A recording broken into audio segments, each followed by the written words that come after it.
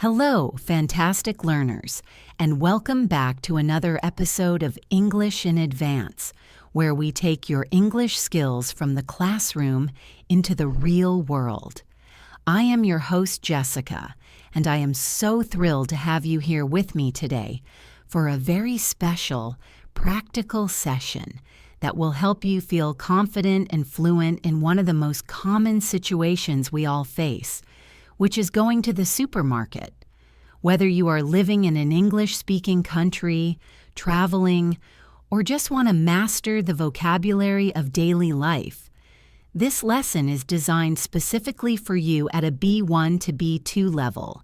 So get comfortable, maybe grab a cup of tea or coffee, and let us imagine we are stepping through those automatic doors together, ready to shop and learn. Today, we are going to simulate a full trip to the grocery store, covering everything from grabbing a cart to chatting with the cashier, and I will be guiding you through every step, explaining the nuances of the language, giving you clear examples, and asking you to practice with me right here and now. Because the best way to learn is by doing and speaking. So let us begin our journey right at the entrance of the supermarket. When you first walk in, the first decision you usually have to make is about how much you plan to buy, and this determines what you carry. You will see a row of large metal wagons on wheels, and in American English, we call this a shopping cart, or simply a cart. However, if you are learning British English, you might hear this referred to as a trolley. But since we are focusing on a generally understood international English, we will stick with cart for today. Now, if you only need a few items, maybe just some milk and bread, you would not take a giant cart. Instead, you would grab a basket, which is the smaller handheld container, usually made of plastic. So ask yourself right now, are you doing a big weekly shop or just a quick trip? If it is a big shop, you need a cart. If it is a quick trip, grab a basket. Let us pretend we have our shopping cart and we are rolling into the first section, which in almost every supermarket is the produce section. Produce is a wonderful collective noun that refers to fresh fruits and vegetables.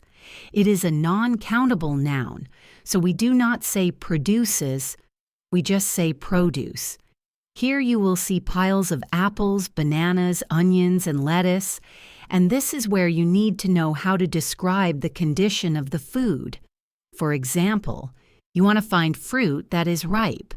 Ripe means it is ready to eat. It is not too hard and not too green. If a banana is yellow with a few brown spots, it is ripe. But if it is completely green, it is unripe or not ready yet. Imagine you are looking for avocados and you cannot tell if they are good. You might turn to a person stocking the shelves and ask a polite question. Try saying this after me. Excuse me. How can I tell if these are ripe? Give that a try. Wonderful. You are asking for advice on selecting the best one. Another common word here is fresh. Everyone wants fresh produce. Sometimes you might see a clearance section where vegetables are a bit old, and we might call those wilted, especially for leafy greens like spinach or lettuce. If the leaves are soft and drooping, they are wilted. So we want crisp lettuce and ripe fruit. Now let us move deeper into the store. Walking down the aisles. An aisle is the long walkway between the shelves where the food is displayed. Be careful with the pronunciation of this word. It is spelled with an A-I-S-L-E, but the S is silent, so we say aisle, like the land surrounded by water. Usually the aisles are numbered and have signs telling you what is in them. For example, aisle 4 might be baking goods and spices, while aisle 5 might be pasta and sauces.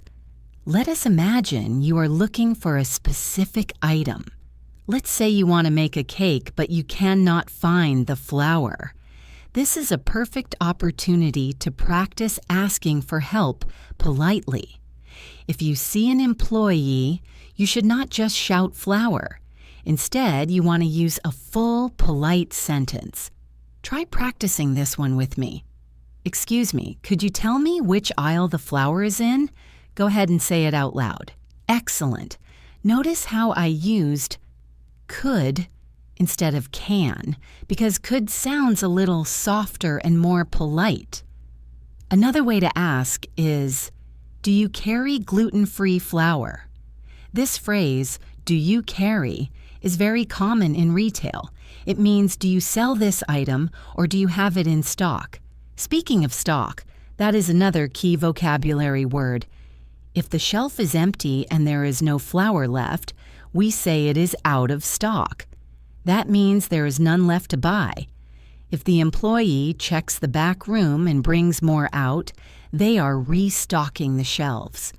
So if you ask for something and the employee says, I am sorry, we are out of stock right now, it means you will have to go to a different store or come back another day. Let us continue pushing our cart to the meat and seafood counter, or perhaps the deli. Usually, in a large supermarket, there is a section where you have to order from a person behind a glass counter. This is great speaking practice because you have to be specific about quantities. In the U.S., they generally use pounds, but in many other places they use kilograms or simply grams. Let us say you are at the deli ordering sliced cheese for sandwiches. You need to tell them how much you want and how you want it prepared. You might say, I would like half a pound of the cheddar cheese, please. Slice thin. Notice the phrase slice thin. You can also ask for it slice thick or shaved, which is very, very thin. Let us practice a transaction at the deli. Imagine the clerk asks you, what can I get for you today? Respond by saying, I would like 300 grams of turkey breast, please. Try that now. Very good. Ensuring you use phrases like I would like instead of I want makes you sound much more fluent and polite in English culture. Now we are moving to the dairy section. This is where you find milk, yogurt, cheese, and butter. Here you need to be careful with expiration dates. Every container will have a date stamped on it, usually labeled as best before, or use by or expiration date. If you pick up a carton of milk and the date was yesterday, the milk has likely gone bad or spoiled. When milk goes bad, we say it is sour, so you always want to check the date to ensure it is fresh. Also, you will see different types of milk. Whole milk has all the fat, while skim milk or fat-free milk has had the fat removed. Recently, there are many plant-based options too, like almond milk, oat milk, or soy milk. So if you are asking a friend what they want, you might ask, do you prefer whole milk or oat milk? Let us head towards the bakery section quickly. The smell of fresh bread is wonderful here. You might buy a loaf of bread. Remember, bread is usually a non-countable noun, so we count it by saying a loaf of bread or 2 loaves of bread. If you want the machine to cut it for you, you can ask the baker, is this bread sliced, or can you slice this for me?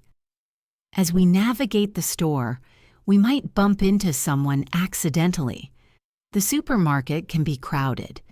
If your cart hits someone else's cart lightly, or if you block someone's way, the simple and magic phrase is, oh, I am so sorry, or excuse me. Pardon me is also acceptable, but excuse me is the most common way to ask someone to move so you can get past them. Try saying it with a rising intonation to sound friendly. Excuse me. Just like that. Now, we have everything we need. Our cart is full of groceries and it is time to pay. We need to head to the checkout. Usually, there are two types of checkout lanes. There is the self-checkout, where you scan the items yourself, and the regular checkout with a cashier. Let us go to the regular checkout so we can practice some conversation. As you approach the register, you will place your items on the conveyor belt. That is the moving black rubber band that takes your food to the cashier. Often there is a plastic divider or a bar that you put after your items to separate your groceries from the person behind you. This is just good manners. When it is your turn, the cashier might ask, "Did you find everything okay today?" This is a standard small talk question. You can simply answer, "Yes, thank you." Or, if you actually could not find something, you could say, "Actually, I was looking for vanilla extract, but I could not find it." Then the cashier will scan your items and might ask, "Do you have a loyalty card or a club card?" These are cards that give you discounts. If you have one, you say, "Yes, here it is," and hand it over or scan it. If not, just say, "No, I do not have one today." Next comes the payment question. How would you like to pay? Typical answers are cash, credit, or debit. You might say, "I will pay with card, please," or "Here is cash." Sometimes the machine will ask you if you want cash back. Cash back means the store charges your card an extra amount, say $20, and gives you that $20 in real paper money right there, so you do not have to go to an ATM. If you do not need this, just press no on the screen. Finally, the bagging process. In many places now, you have to bring your own bags or pay a small fee for plastic or paper bags. The cashier might ask, "Do you need bags?" And you can reply, "No, I brought my own," or "Yes, please, I need 3 bags." Once the transaction is complete and you have your receipt, the cashier will usually say, "Have a nice day," or "Have a good one." Your response should be cheerful and reciprocal, saying, "You too, thanks," or "Thanks, have a good day." Let us review a little bit of what we covered in a continuous story. Imagine you entered the store and grabbed a cart, not a basket. You walk through the produce section to find ripe bananas, not unripe ones. You asked a clerk which aisle the pasta was in because you could not find it. You checked the expiration date on the milk in the dairy section to make sure it had not gone bad. Finally, you put your items on the conveyor belt at the checkout, paid with your credit card, and declined the receipt because you are trying to save paper.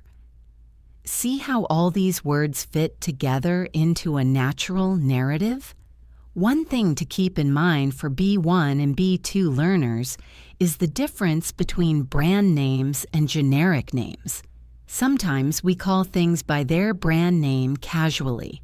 For example, asking for Kleenex instead of tissues, or Coke instead of soda. Generally, in the supermarket, you want to look for the generic or store brand if you want to save money.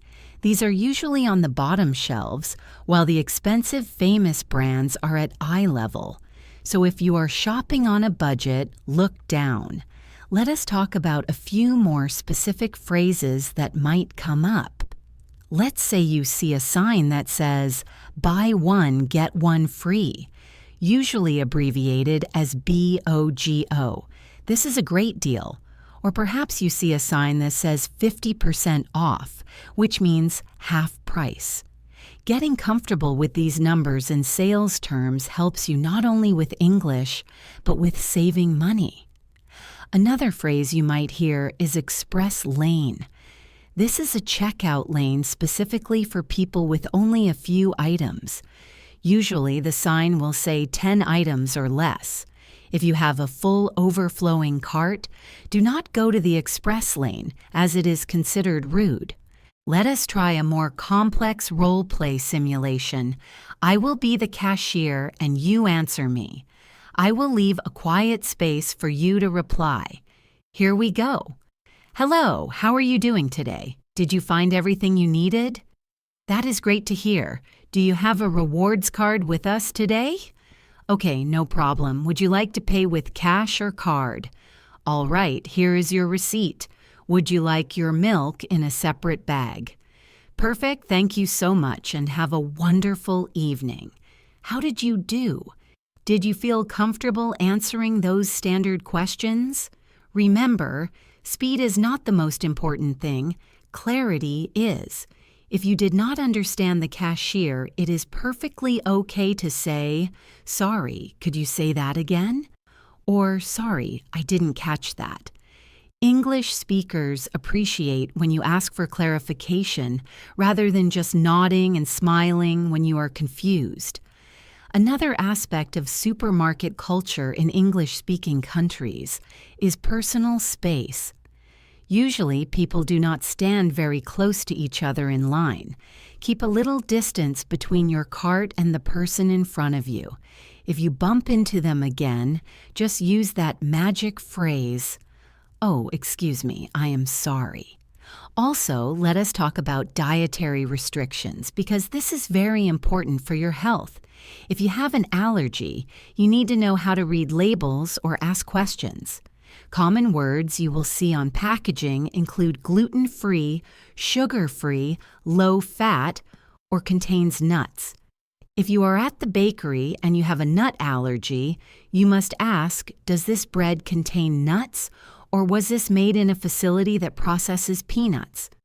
Asking these questions can literally save your life, so do not be shy about your vocabulary here.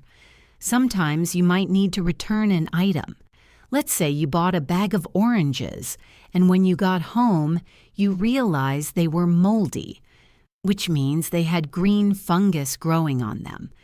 You can take them back to the store, usually to a desk called customer service. You would approach the desk and say, "Hi, I bought these oranges yesterday and they are moldy. I would like to return them, or I would like a refund."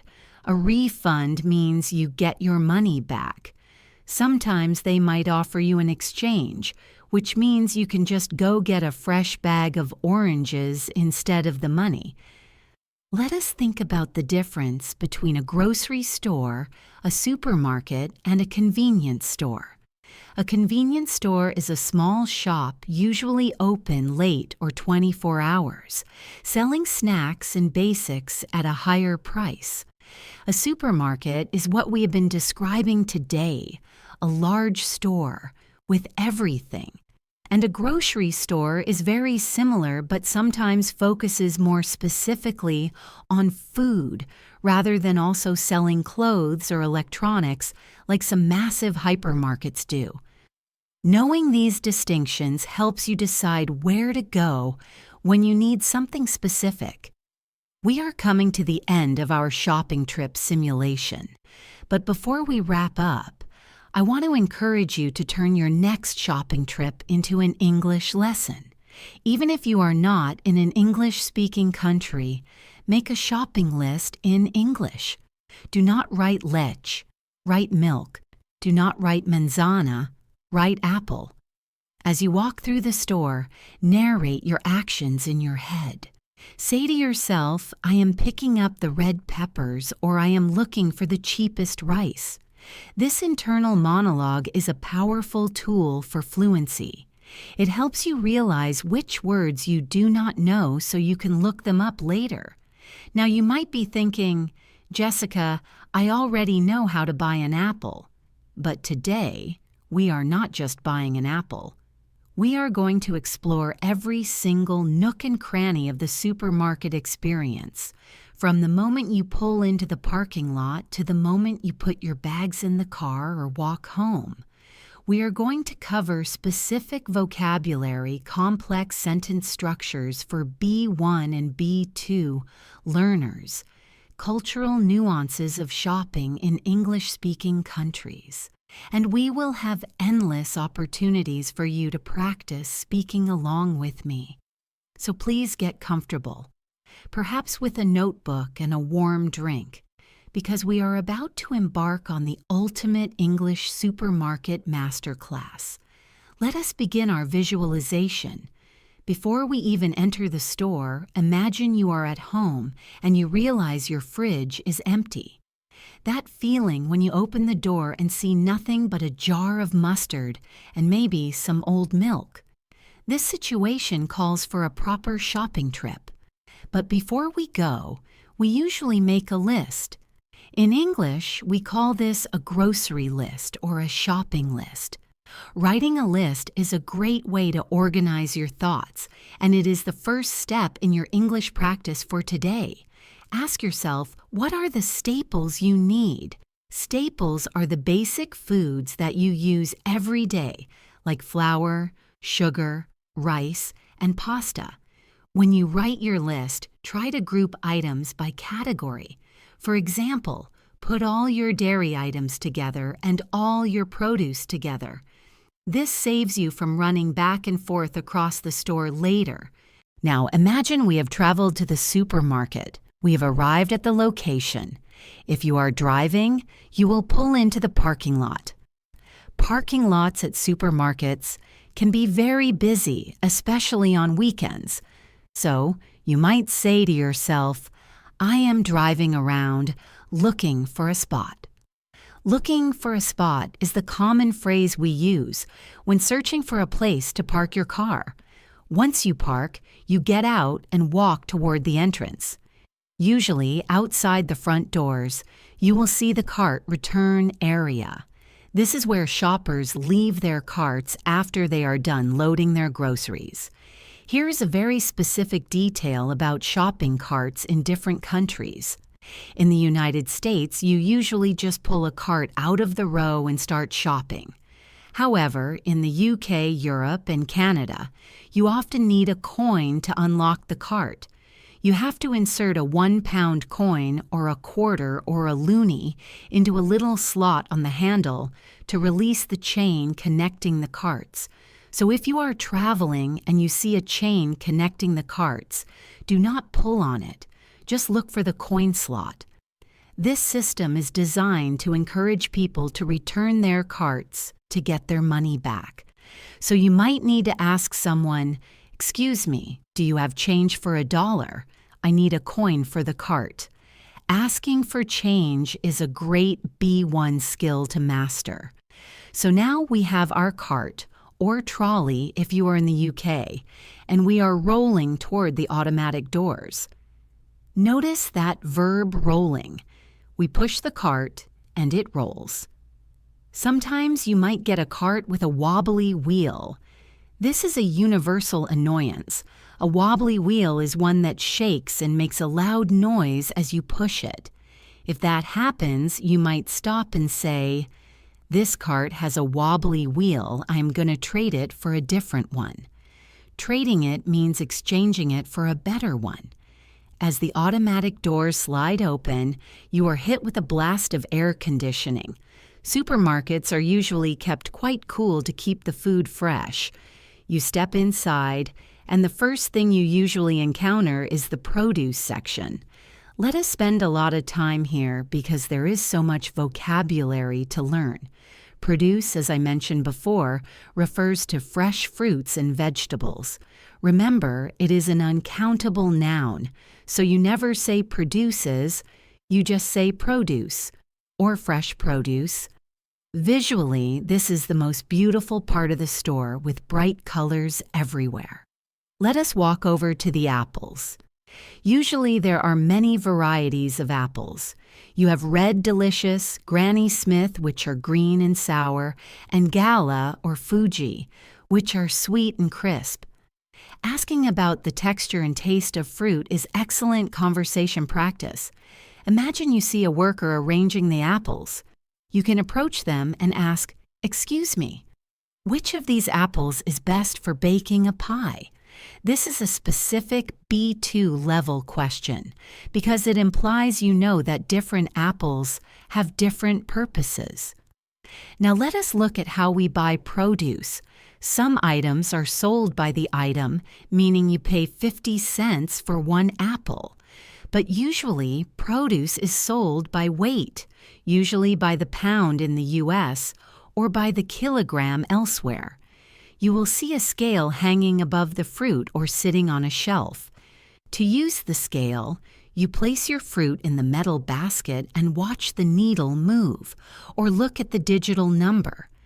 This helps you estimate the price before you get to the checkout. Let us practice a sentence about weighing items. Repeat this after me. I need to weigh these bananas to see how much they cost. Go ahead and say it clearly. I need to weigh these bananas to see how much they cost. Excellent. Noticing the difference between the verb weigh, W-E-I-G-H, and the noun weight, W-E-I-G-H-T, is crucial here. You weigh the fruit to find out its weight. Moving on to the vegetables, let us talk about leafy greens. These are things like lettuce, spinach, kale, and Swiss chard. These often need to be kept wet, so you might hear a sudden misting sound and see water spraying onto the vegetables from tiny nozzles on the shelf. This is to keep them crisp as opposed to wilted. Wilted describes a vegetable that has lost its water and becomes soft and floppy. Nobody wants a wilted salad, so you look for the crispest leaves. While we are here, let us talk about organic versus conventional produce. You will see signs that say organic, usually with a green label. Organic means the food was grown without synthetic pesticides or fertilizers. It is often more expensive. Conversational practice here involves comparing prices. You might say, look, the organic strawberries are $2 more than the regular ones. I think I will stick with the regular ones today. Sticking with something means you are choosing to keep your original plan or choosing the simpler option. Let us navigate around the potato and onion bins. Usually, these are found in large sacks or loose bins. If you buy a bag of potatoes, it is often a 5-pound bag. Checking the quality here is important. You want to make sure the potatoes are firm and do not have sprouts. Sprouts are those little green or white shoots that start growing out of the potato if it is old. If you see sprouts, you might say, "These potatoes are starting to sprout, let us find a fresher bag." Now imagine you are looking for a very specific herb like fresh basil or cilantro, but you cannot find it. This is a perfect time to practice asking for location using prepositions of place. You see a store clerk and you say, "Excuse me, I am looking for fresh basil." Is it with the packaged salads or the loose vegetables? Notice the structure of that question. Offering two options helps the person answer you more easily. The clerk might reply, "It is actually in the refrigerated section next to the mushrooms. Let us move away from the produce section and head toward the bakery." Usually, the bakery is located near the entrance as well, because the smell of fresh bread makes people hungry, and when people are hungry, they buy more food. So, smelling that delicious aroma is a marketing tactic. In the bakery, you have freshly baked goods like loaves of bread, bagels, muffins, and pastries. Let us focus on ordering bread. Sometimes the bread is sitting on a shelf in a paper bag already sliced, but sometimes it is behind a glass counter and you have to ask for it. Imagine you want a sourdough loaf that is unsliced because you want to cut thick pieces for toast. You would say to the baker, "Could I please have one of those sourdough loaves, but please do not slice it. I will take it whole." Taking it whole means you want the entire loaf intact without it being run through the slicing machine. If you are buying bagels or donuts, they might be in a self-serve case. Self-serve means you do the work yourself. You will see a pile of wax paper tissues or a pair of tongs. Tongs are a tool used to pick up food without touching it with your hands. It looks like a pair of metal pinchers. Never ever use your hands to pick up a donut from a communal bin. It is considered very unhygienic. Always use the tongs, grab the donut, and slide it into the paper bag provided.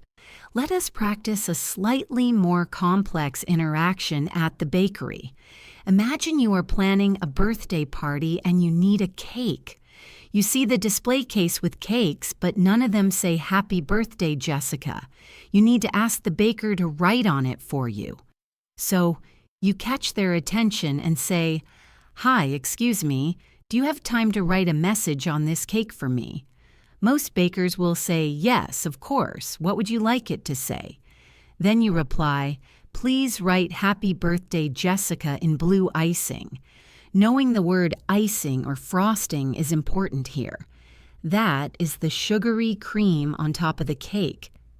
Leaving the bakery, we push our cart down the main aisles. This is where the non-perishable foods are kept. Non-perishable means they do not go bad quickly, like canned goods, pasta, rice, and cereal. Let us walk down the cereal aisle first. The sheer number of options can be overwhelming. In an American supermarket, you have sugary cereals for kids, healthy granola for adults, and oatmeal on the bottom shelf. Here we can talk about packaging vocabulary. Cereal comes in a box, but inside the box it is in a bag, so we say a box of cereal. Pasta also comes in a box or a bag. Soup comes in a can or a tin. Jar is used for things like pickles or pasta sauce, usually made of glass. Knowing these container words helps you be specific on your shopping list. You do not just write pickles, you write jar of pickles. Let us imagine you are in the pasta aisle looking for a specific shape. Maybe you want bow tie pasta, which looks like a little bow tie. Or maybe you want penne or spaghetti. You are looking at the prices and you see a tag that says 2 for $5. This is a multi-buy promotion. It means if you buy 2 boxes, it costs $5 total, but if you buy 1, it might cost $3. So you save money by buying 2. You might stand there and calculate in your head saying, "Well, I do not really need 2 boxes, but it is a good deal, so I will get them." Getting comfortable with this internal monologue in English is a huge step toward fluency. Further down the aisle, we find the condiments. Condiments are the sauces and spices we add to food to give it flavor, like ketchup, mustard, mayonnaise, and soy sauce. Let us say you are looking for salad dressing. There are creamy dressings like ranch or Caesar, and there are vinaigrettes, which are oil and vinegar based. If you are trying to be healthy, you might look for the label that says low fat or light, usually spelled LITE on products. This is a marketing spelling, not proper English, but you will see it everywhere. Now let us turn the corner and head to the meat and seafood department. This is often at the back of the store. Here things can get a bit more technical because you often have to speak to a butcher. A butcher is the person who cuts and sells the meat. When you approach the meat counter, you might see steaks, chops, and ground meat. Ground meat is meat that has been put through a grinder, like for hamburgers. In the UK, this is often called mince, but in the US, it is ground beef. Let us role play ordering some meat. Imagine you want to make a stew and you need beef cut into chunks. You ring the little bell on the counter if no one is there, or you wait your turn.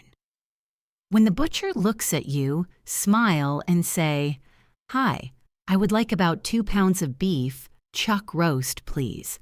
And could you cut that into 1-inch cubes for me?" Notice how detailed that request is. You specified the weight, 2 pounds, the type of meat, beef chuck roast, and the preparation, cut into 1-inch cubes.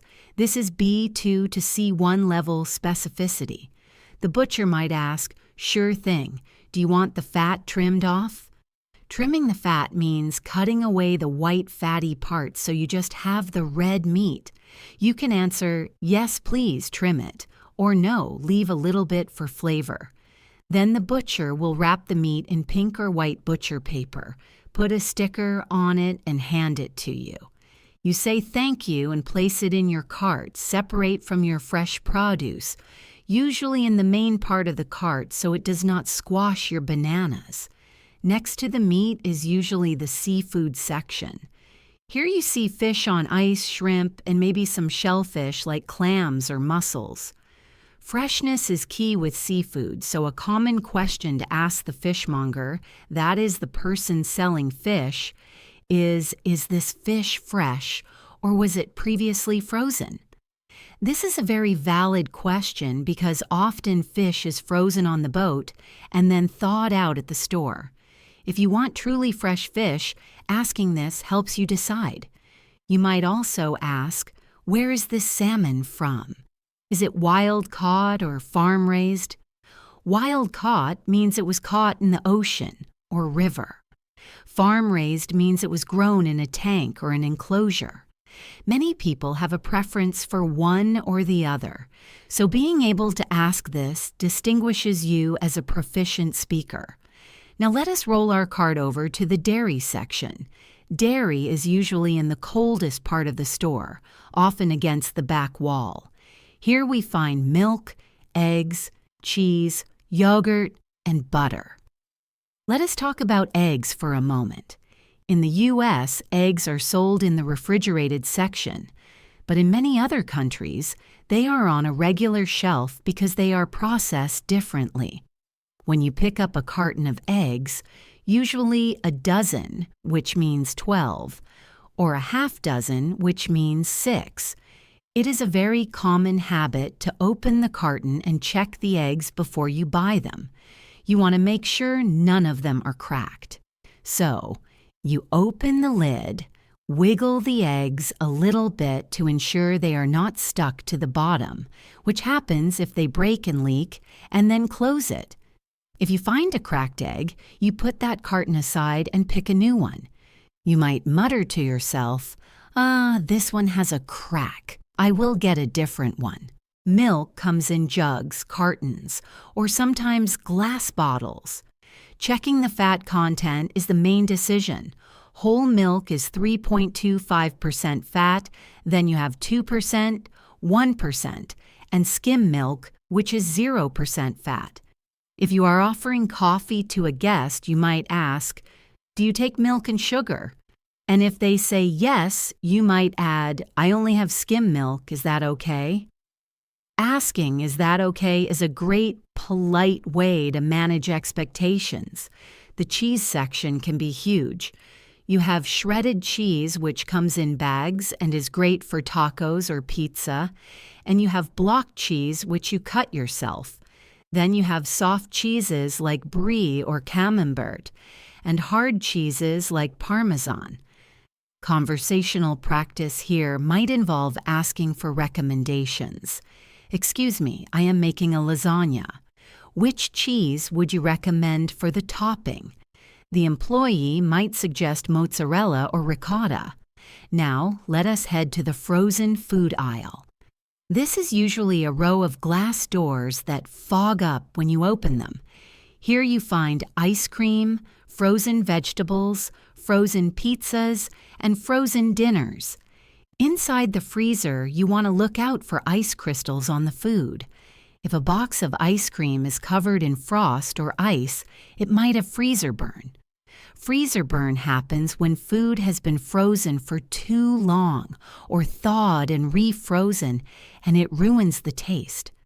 So you might say to your shopping partner, do not get that one. It looks like it has freezer burn. Let's dig for a fresher one at the back. Digging at the back is a pro tip for shoppers because stores usually put the older stuff in the front, so people buy it first. This practice is called rotation.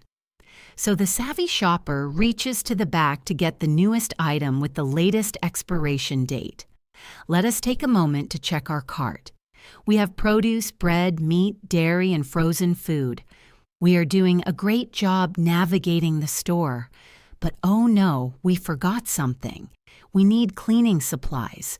Usually the cleaning aisle is separate from the food because of the chemicals.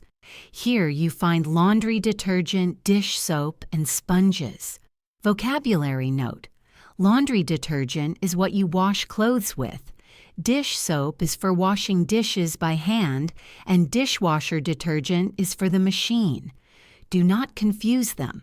Putting dish soap in a dishwasher will create a mountain of bubbles and flood your kitchen. So reading the label is critical. Look for the words for automatic dishwashers if you have a machine. As we walk toward the checkout, we pass the health and beauty aisle. This is where you find shampoo, toothpaste, and pharmacy items. If you have a headache, you might look for pain relief medication like aspirin or ibuprofen. In the U.S., these are available on the shelf, but in some countries, you must ask a pharmacist for them. If you need to find the pharmacy counter, you look for the big sign that says pharmacy or RX. RX is the symbol for a prescription. If you need to pick up a prescription that a doctor sent for you, you go to the drop-off or pickup window and say, "Hi, I am here to pick up a prescription for Jessica." Notice the phrase pick up. It is a phrasal verb we use constantly for retrieving things we have ordered. Finally, we are ready to check out. We have a few options here. We can go to a traditional cashier or use the self-checkout machine, which is becoming very popular. Let us start with the traditional cashier because it offers more speaking practice. You push your cart into a lane or a line. If there are people in front of you, you wait patiently in the queue. In British English, they say queue. In American English, we say line or line up. While you are waiting, you might look at the impulse buy items. These are the candy bars, gum, and magazines placed right next to the register to tempt you while you wait. When it is your turn, you start unloading your cart onto the conveyor belt. Usually, you want to group heavy items first so they go in the bottom of the bags, and fragile items like bread and eggs last so they go on top. This is strategic packing. The cashier will greet you usually with, "How are you today?" or "Did you find everything all right?" Let us practice a natural response. You can say, "I am doing well, thanks. Just doing the weekly shop. How are you?" Showing interest in the cashier is a polite and human thing to do that makes the interaction pleasant. As they scan the items, you might see the prices popping up on a screen facing you. If you notice a mistake, for example, if the eggs ring up at $5 but the sign said $3, you should speak up politely. Say, "Excuse me, I thought those eggs were on sale for $3. Could you check the price for me?" Usually, they will say, "Oh, let me check," and call a manager or check a list. Being able to correct a mistake politely is a very important B2 skill. Then comes the question about bags. In many places, plastic bags are being phased out or cost extra, so the cashier will ask, "Do you need bags, or did you bring your own?" If you brought your own reusable canvas bags, you say, "I brought my own," and hand them over. If not, you say, "Yes, please, I will need a few bags." Then comes payment, cash or card. If you pay by card, you insert the chip or tap the card on the reader. Tapping is very common now for small amounts. The machine might beep, and the cashier will hand you a receipt and say, "Have a great day." You reply, "Thanks, you too." But wait, what if we use the self-checkout? This is a different experience. You are the cashier. You scan the barcode of each item and place it in the bagging area. The machine has a robotic voice that speaks to you. It might say, place item in the bagging area, or unexpected item in the bagging area, which is the most frustrating phrase in the English language. It means the scale does not feel the weight of the item you just scanned. If this happens, you have to wait for an attendant to come and swipe their card to fix it. At the self-checkout, you also have to look up produce manually since apples do not have barcodes. You press a button that says Look Up Item, type in apple and select the variety like Fuji or Gala, then you weigh it on the scanner scale. After you have paid, you push your cart out to the parking lot. You load your bags into your car or trunk, which is called the boot in the UK, and then the final step of the responsible shopper is to return the cart to the cart corral. That is the designated fenced-in area for carts. Do not just leave it in the middle of the parking lot. That is considered very rude. As you walk back to your car, you might feel a sense of accomplishment. You successfully navigated a complex environment, found everything you needed, asked for help when necessary, and completed a financial transaction, all in English.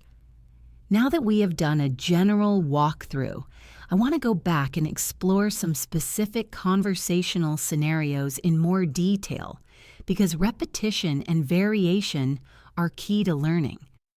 Let us talk about dietary restrictions again in more depth. Imagine you are shopping for a friend who is vegan. Vegan means they eat no animal products at all, no meat, no dairy, no eggs, and no honey. You are looking at a package of cookies and you are not sure if they are vegan. You can ask a store employee, "Excuse me, could you help me interpret this label? Is this product vegan?" Or perhaps you are looking for gluten-free items. Gluten is a protein found in wheat, barley, and rye. Many people are intolerant to it today. Supermarkets often have a dedicated gluten-free section, so you can ask, "Where is the gluten-free section, please?" Another scenario is buying alcohol. In many countries, you can buy wine and beer at the supermarket, but the laws vary. Usually, you have to show ID or identification to prove you are over the legal drinking age, which is 21 in the US and 18 in many other places.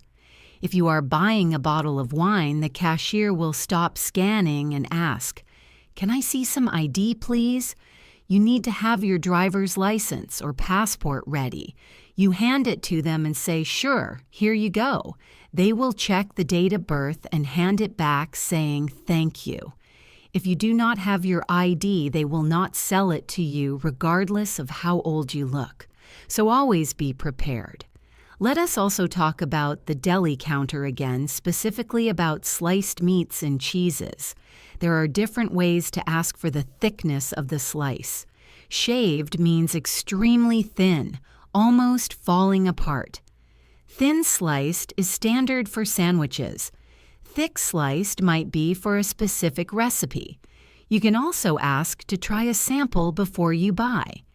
If you are not sure if you like the turkey breast, you can ask, "Could I try a sample of the honey-roasted turkey, please?" They will slice a small piece and hand it to you on a piece of wax paper. You eat it and say, that is delicious. I will take half a pound, please." Or, "Actually, it is a bit too sweet for me. I will try the roast beef instead." Giving feedback is a great way to use adjectives like sweet, salty, spicy, or bland. Let us discuss the concept of coupons and sales deeply. Supermarkets have weekly flyers or circulars, which are the paper advertisements at the entrance showing the deals of the week. You might see terms like "buy one, get one free," or "buy two, get one free," or 50% off second item.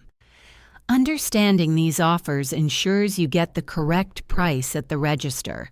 If you have a coupon, which is a small piece of paper that gives you a discount, you hand it to the cashier at the end of the transaction before you pay. You say, "I have a few coupons," and hand them over. They scan them and the total price drops. Watching the price drop is always a satisfying feeling. Let us dive back into our immersive supermarket experience and explore more aisles, more interactions, and more essential vocabulary to get you speaking like a native in no time. We've covered the basics of produce, meat, and checkout.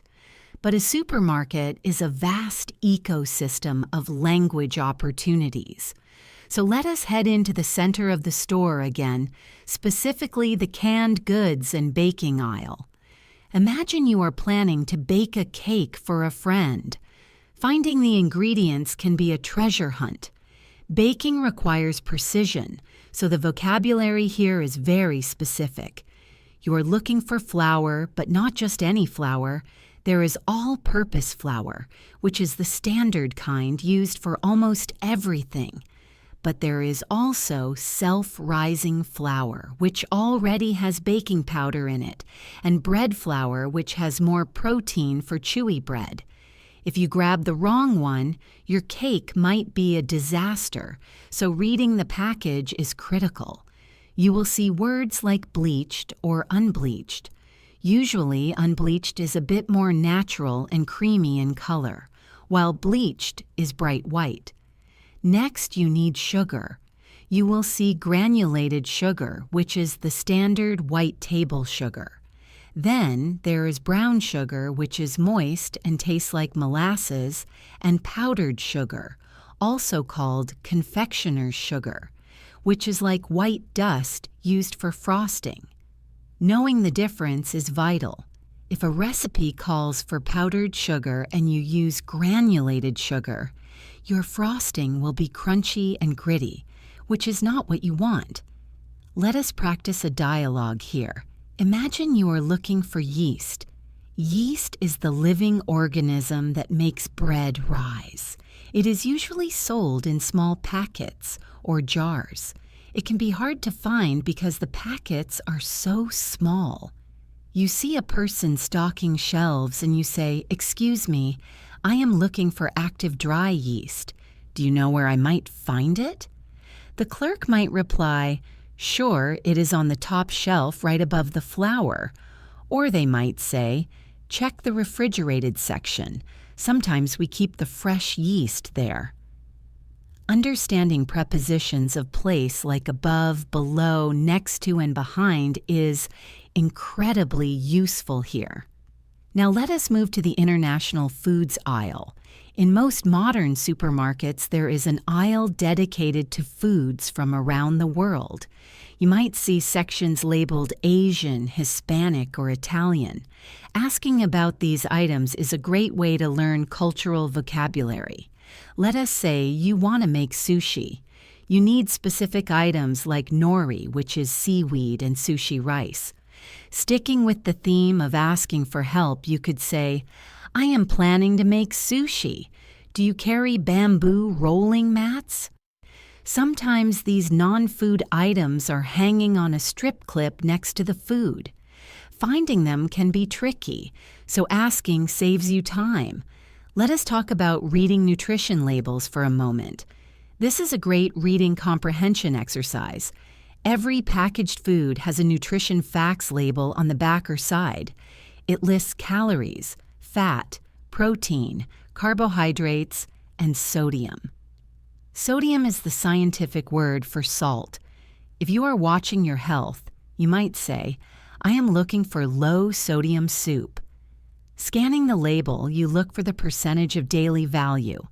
If something has 50% of your daily sodium in one can, that is a lot. Practicing reading these numbers out loud is good for your fluency. You might say, "This soup has 800 milligrams of sodium. That is too much for me." Now let us simulate a situation where you run into a friend at the grocery store. This happens all the time and it requires small talk, conversational skills. You are pushing your cart and suddenly you see someone you know.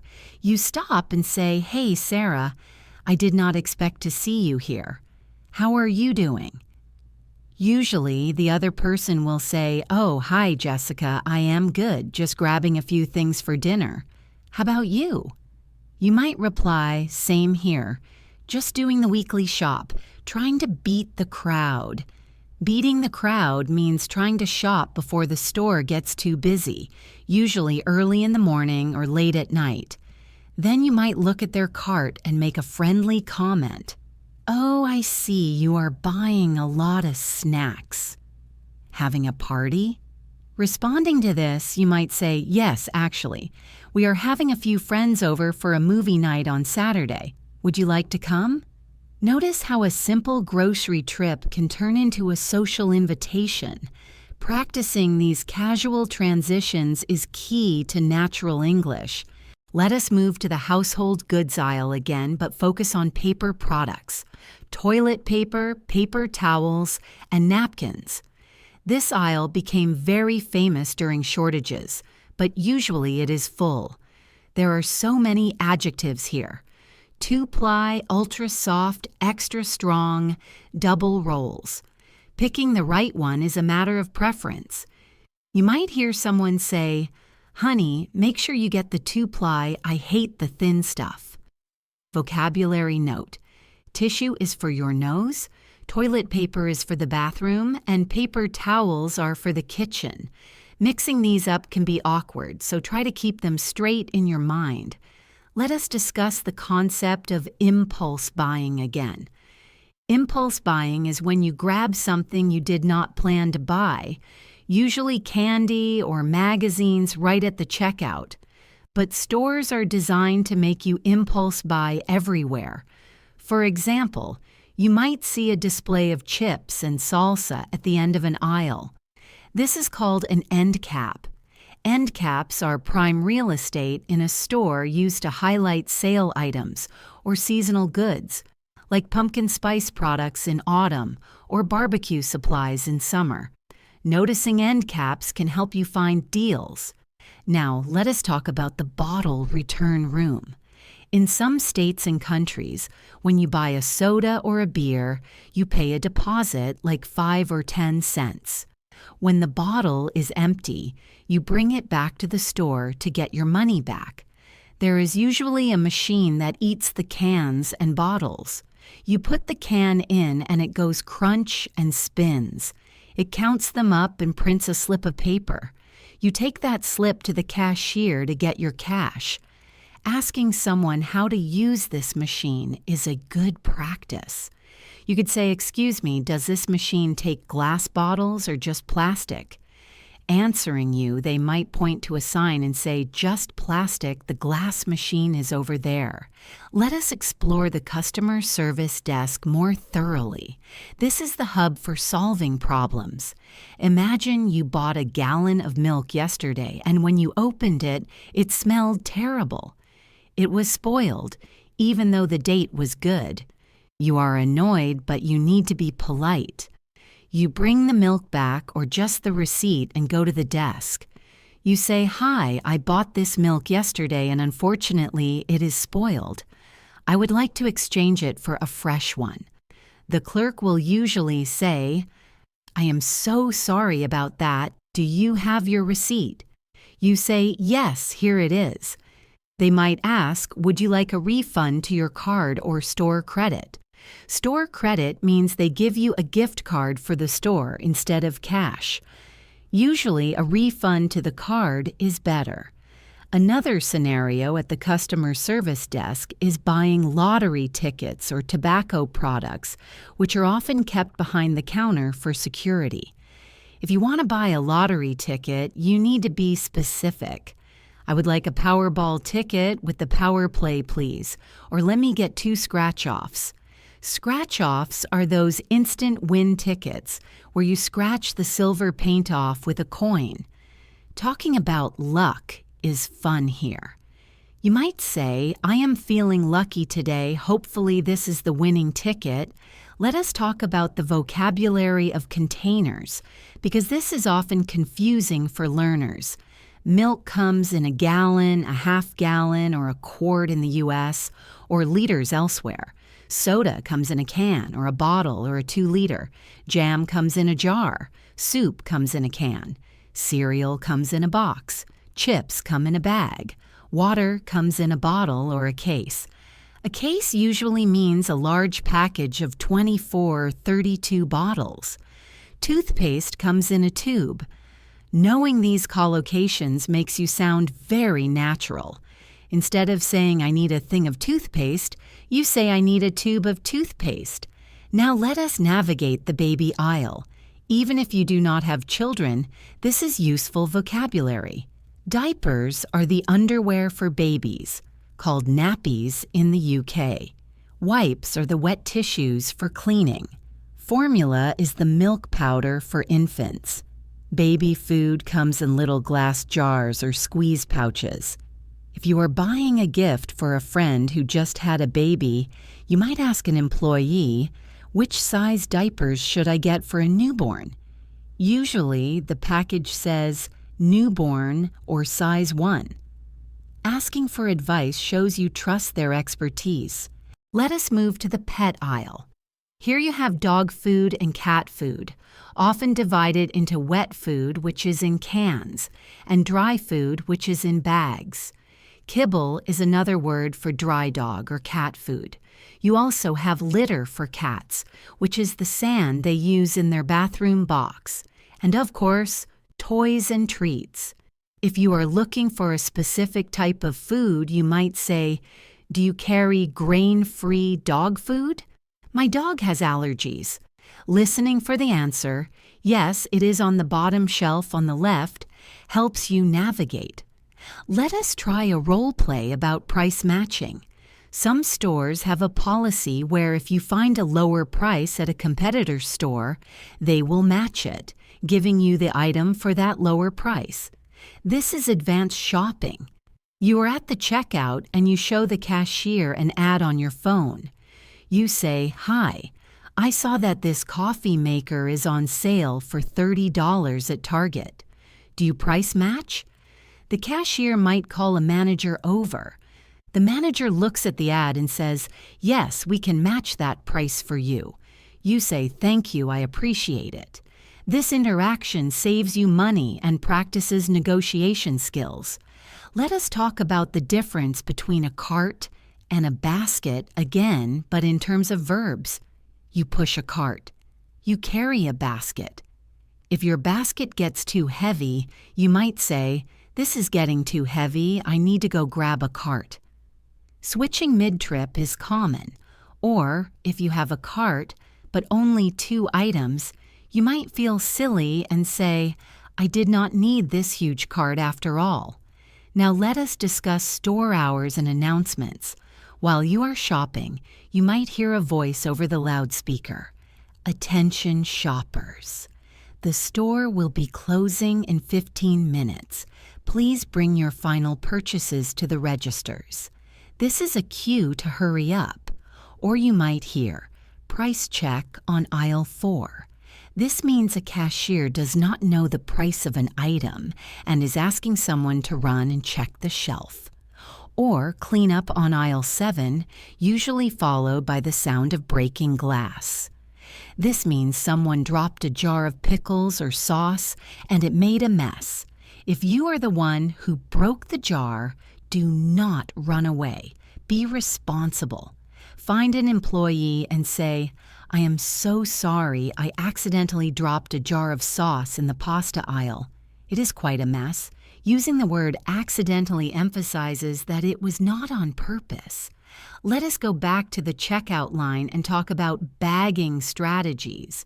If you are bagging your own groceries, which is common at places like Aldi or discount stores, you need to be fast. Put heavy cans on the bottom. Put boxes on the sides to create walls. Put crushable items like chips and bread on top. Put cold items together so they stay cold. If the cashier is bagging for you, watch them. Sometimes they might put the eggs under the cans. You have to speak up politely. "Oh, could you please be careful with the eggs? Putting them on top would be great." Being assertive but polite is a delicate balance. Let us talk about payment methods again in the modern world. Chip and PIN means you insert the card and type a code. Contactless, or tap to pay, means you just hover the card or your phone over the machine. Apple Pay or Google Pay are mobile wallets. If you want to use your phone, you ask, "Do you take Apple Pay?" Many small stores still do not, so asking first prevents awkwardness. If your card is declined, which is a terrible feeling, the machine makes a loud buzzing noise. The cashier might say, "I am sorry, it was declined. Would you like to try again?" You can say, "Yes, let me try one more time," or "Let me use a different card." Do not panic, it happens to everyone. Sometimes it is just a chip error. Let us explore the floral department. Most supermarkets have a section with fresh flowers right at the entrance. You might buy a bouquet for a special occasion. You can ask, "Are these flowers fresh today?" Or, "Do you have any flower food packets?" These are the little powder packets you put in the vase water to keep the flowers alive longer. If you want to buy a plant instead of cut flowers, you might ask, "Is this an indoor plant or an outdoor plant?" Knowing where to put it ensures it survives. Let us discuss the vocabulary of quantity limits. Sometimes during a sale or a shortage, there is a limit on how much you can buy. The sign might say, "Limit 2 per customer." If you try to buy 3, the register will stop. The cashier will say, "I am sorry, there is a limit of 2 on these items." You have to say, "Oh, I did not see the sign. I will just take 2 then." Sorry about that. Respecting these rules is part of being a good customer. Now let us think about the parking lot experience after shopping. You push your cart to your car. You open the trunk. You load the bags. Now what do you do with the cart? There is often a cart return or a cart corral nearby. If you are far away and you see someone walking toward the store, you can offer them your cart. You say, "Here, would you like this cart?"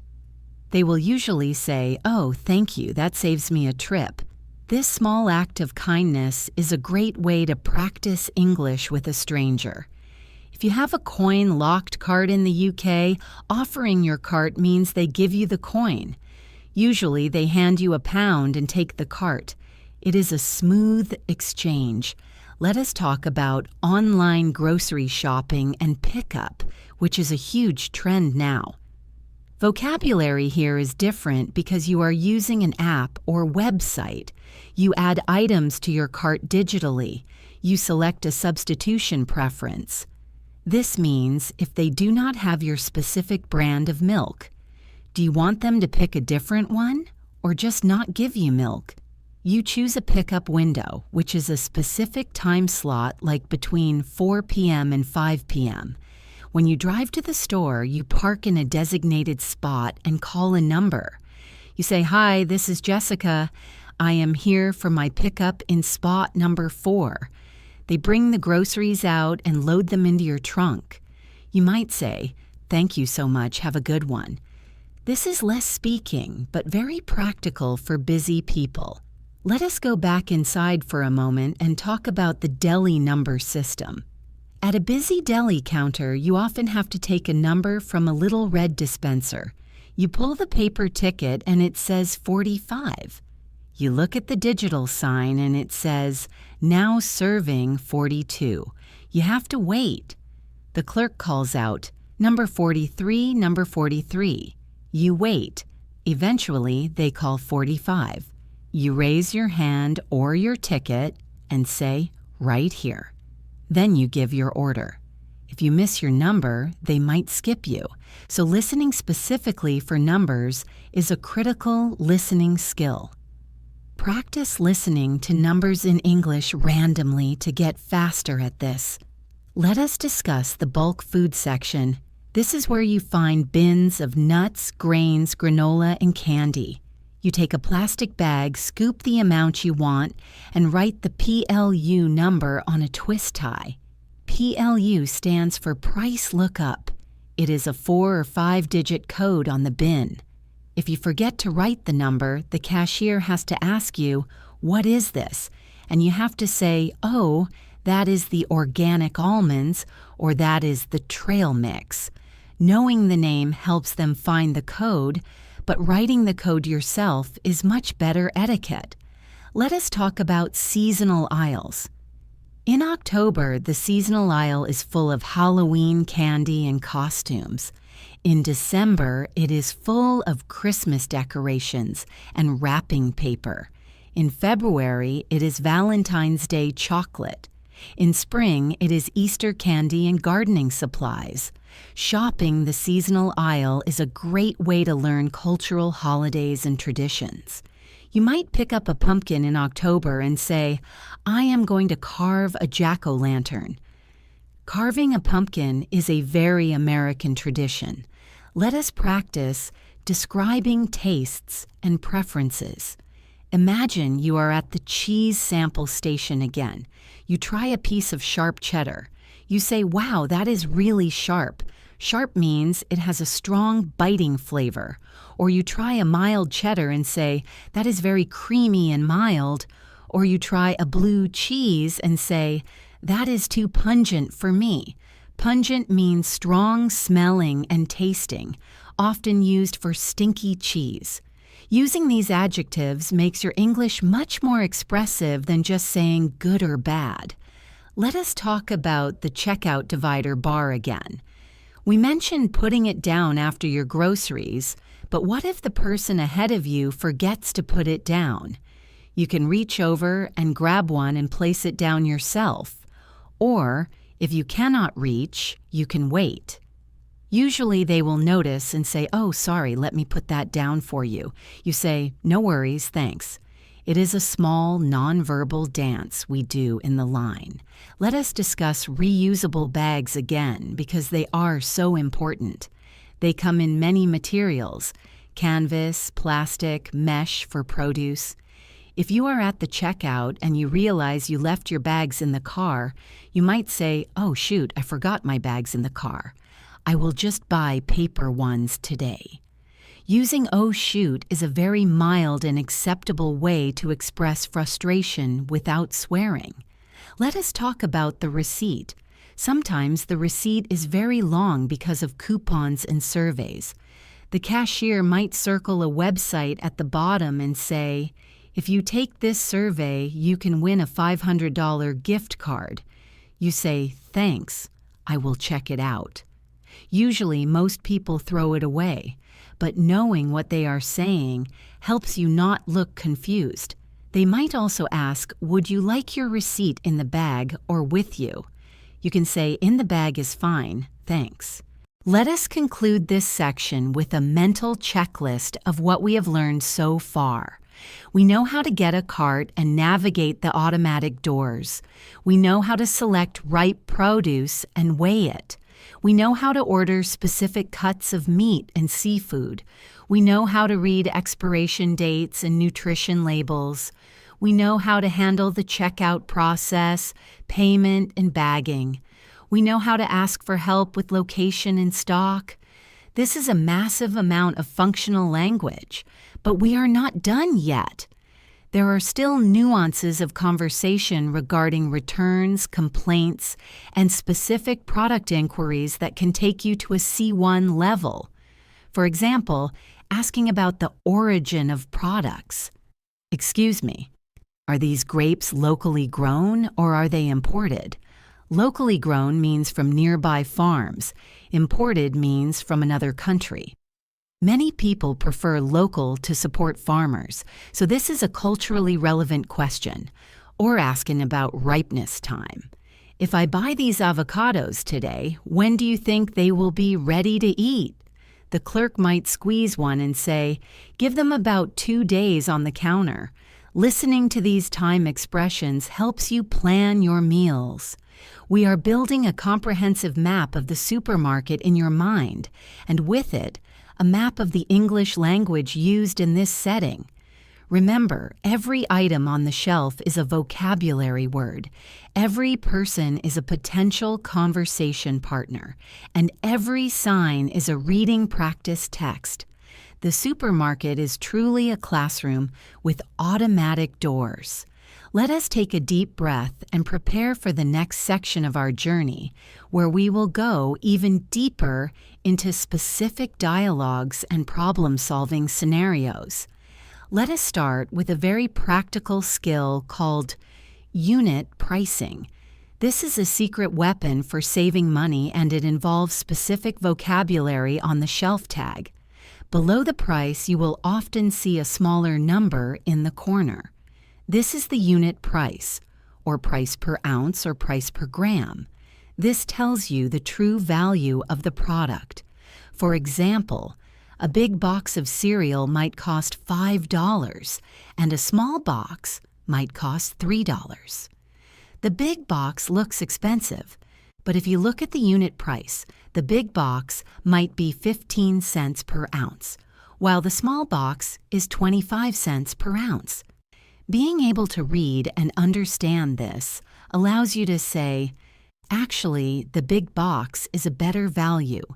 Getting the best bang for your buck is an idiom that means getting the most value for your money.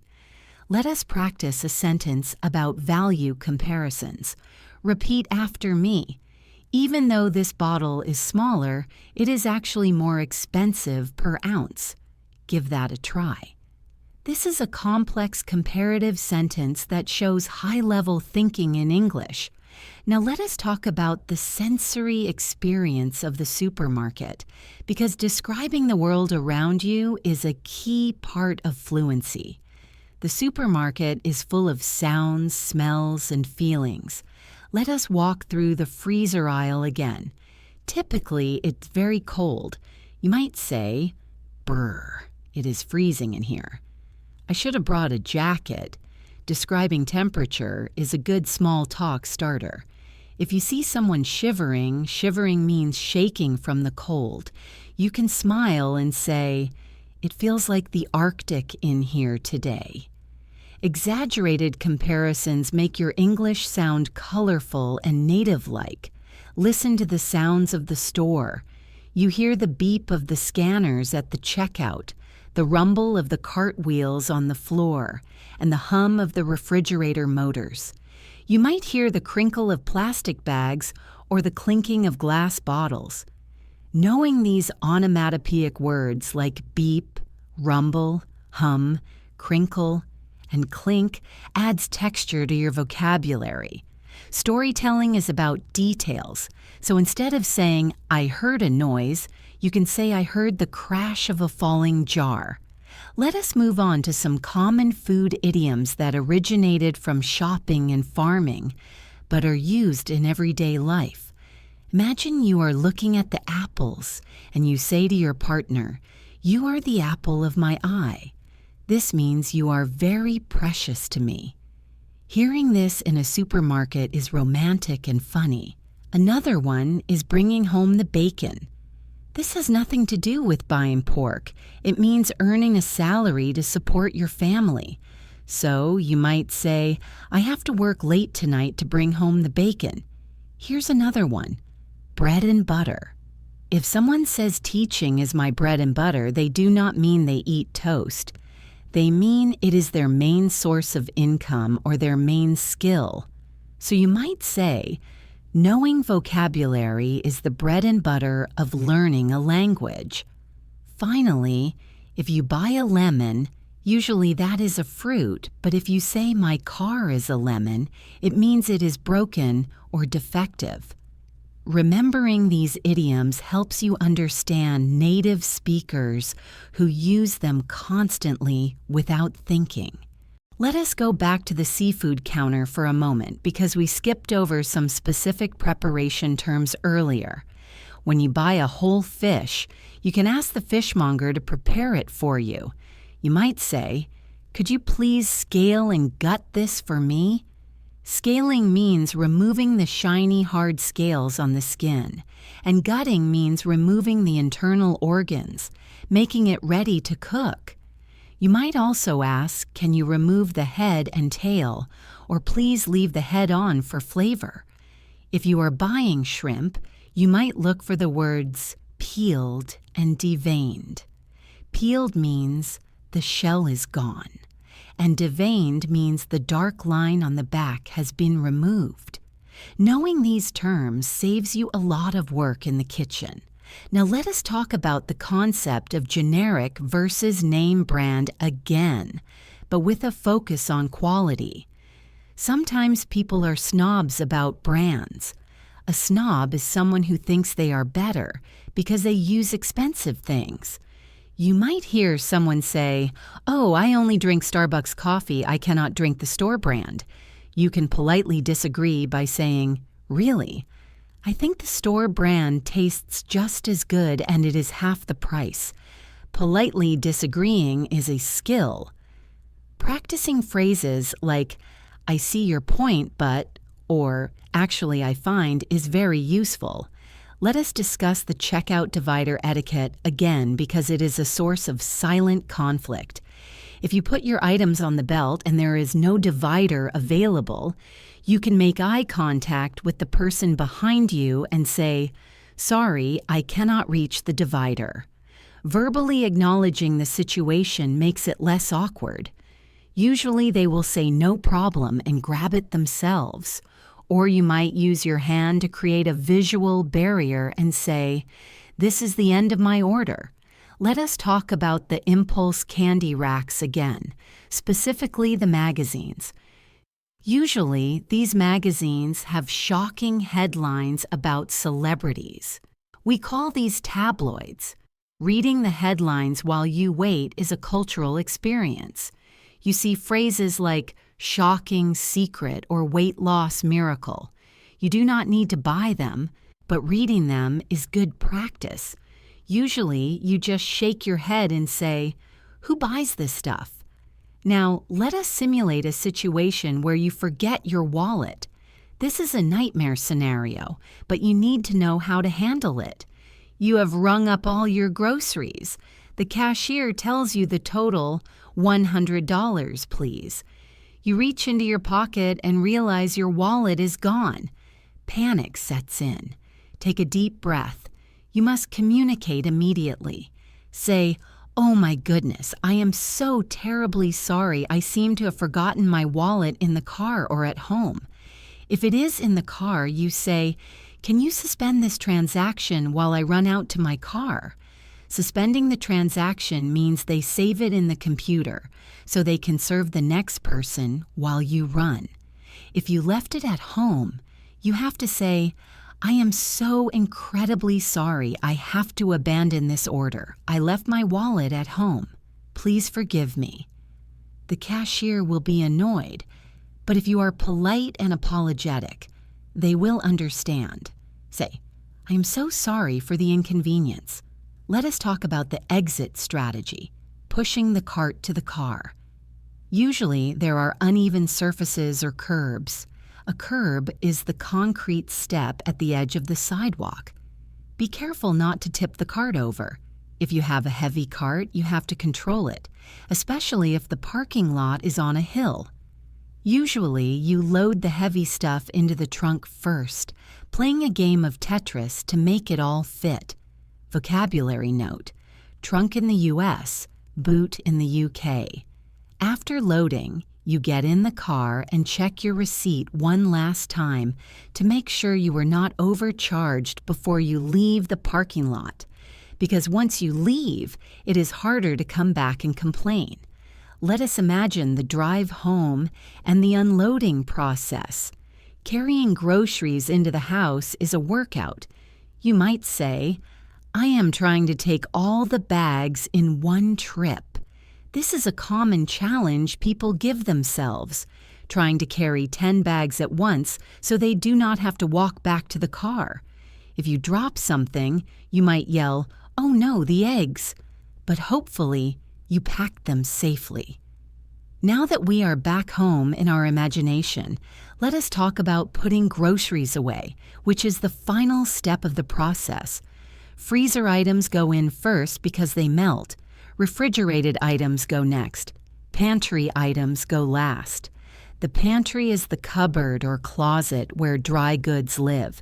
You put the cereal in the pantry. You put the milk in the fridge.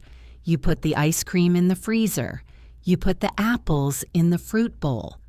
This categorization helps you organize your kitchen vocabulary. Let us do a rapid-fire drill. I will ask a question and you answer it immediately out loud. Imagine I am a store employee. Question 1.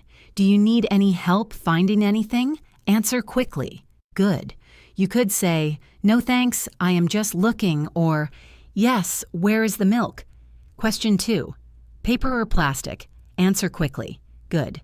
You could say plastic, please, or I have my own bags. Question 3. Do you have a rewards card? Answer quickly. Good. You could say, "Yes, here it is," or "No, I do not." Question 4. Would you like your receipt in the bag? Answer quickly. Good. You could say yes, please, or no thanks. You can throw it away. Being able to answer these without thinking translates to fluency. Let us talk about a very specific American supermarket feature, the salad bar.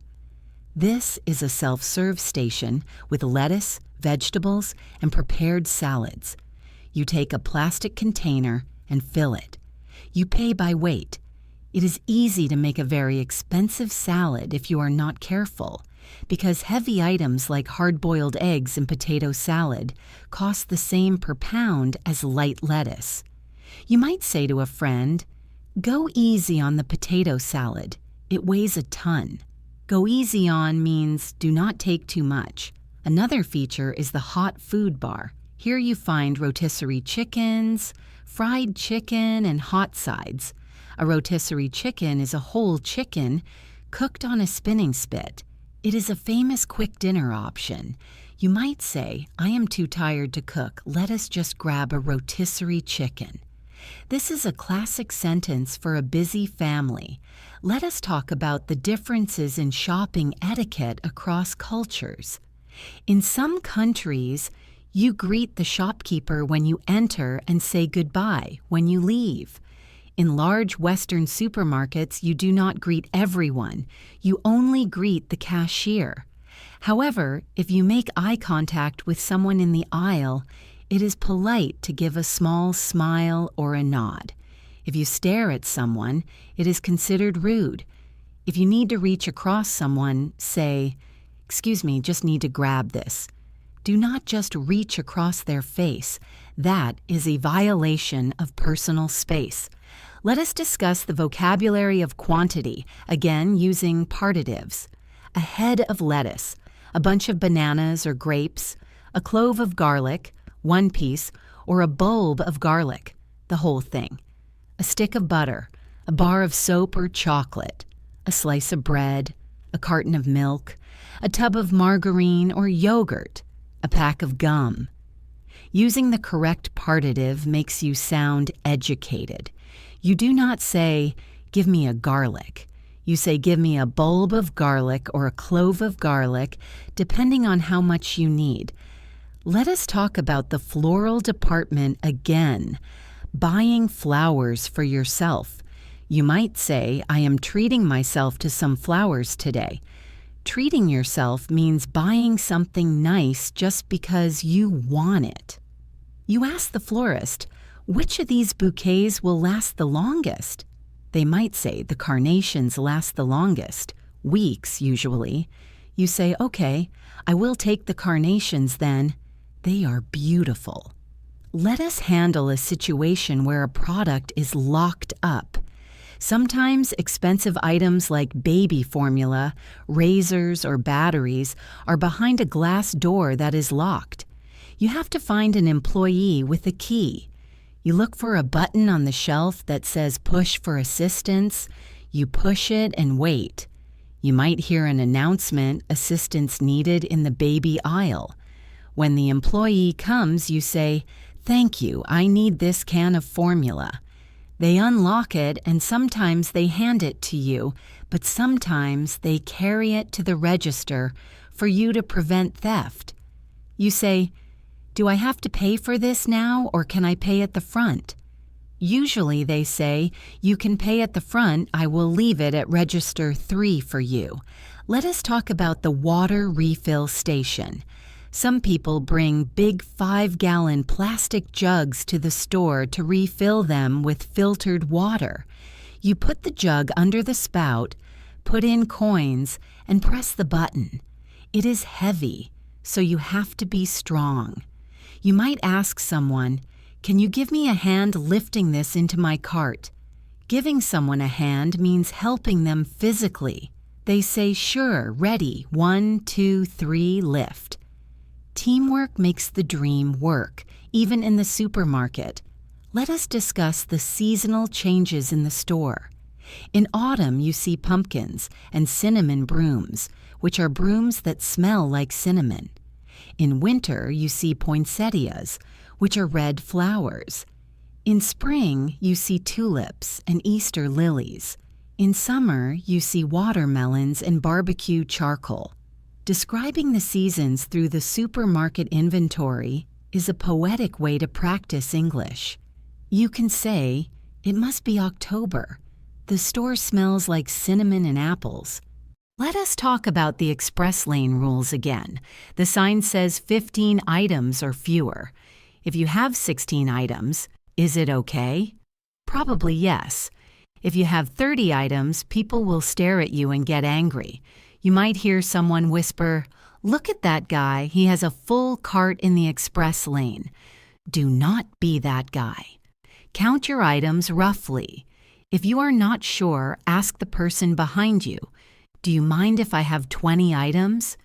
They might say, "Go ahead," or they might look annoyed and say, "Well, I am in a hurry." If they are in a hurry, let them go first. You can say, "You have only 2 items, please go ahead of me."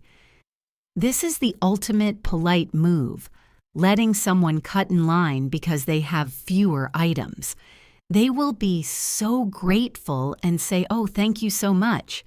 That is very kind of you. Let us talk about the checkout separation bar one more time. In some places like Germany or Aldi, the cashiers are very fast. They throw the items through the scanner. You have to catch them and put them in your cart instantly. It is like a sport. If you are too slow, the food piles up and falls on the floor. You have to be ready. Speed is key. In the US, it is usually slower and more relaxed. Knowing the pace of the store helps you adjust. Let us do a final visualization of the entire trip to cement this memory. Close your eyes for a second if it is safe. You walk in, grab a cart, check your list. You pick up fresh apples, checking for bruises. You order sliced turkey at the deli, asking for it thin. You grab a gallon of milk from the back of the fridge. You pick up a frozen pizza for dinner. You wait in line, put the divider down, greet the cashier. You pay with your card, insert the chip, remove it when it beeps. You say, "Thank you. Have a good one." You walk out into the fresh air, open the trunk, load the bags, return the cart to the corral, get in your car, and drive away. This sequence is now part of your English mental map. We are nearing the end of this massive lesson on supermarket English. I hope you realize that learning a language is not just about memorizing lists of words, it is about living in the language. Simulating these experiences and predicting what people will say gives you the power to respond automatically. When you go to the store next time, whether it is in an English-speaking country or your home country, try to think in English. Look at the bread and say loaf. Look at the checkout and say conveyor belt. Look at the total and say, "That is a rip-off," if it is too expensive, or "That is a steal," if it is cheap. A rip-off means too expensive. A steal means very cheap. Thank you so much for spending this time with me, Jessica, here on English in Advance. We've covered thousands of words and dozens of scenarios today. You are now a certified English supermarket expert. I challenge you to use at least 3 of the phrases we learned today in the next week, even if you just say them to yourself. And please, if you found this long-form deep dive helpful, leave a comment below. Tell me what is the most expensive item in your local supermarket in English. I would love to hear from you. Do not forget to like, subscribe, and hit that notification bell so you never miss a lesson. Until next time, keep shopping, keep speaking, and keep learning. See you in the next aisle. Goodbye for now.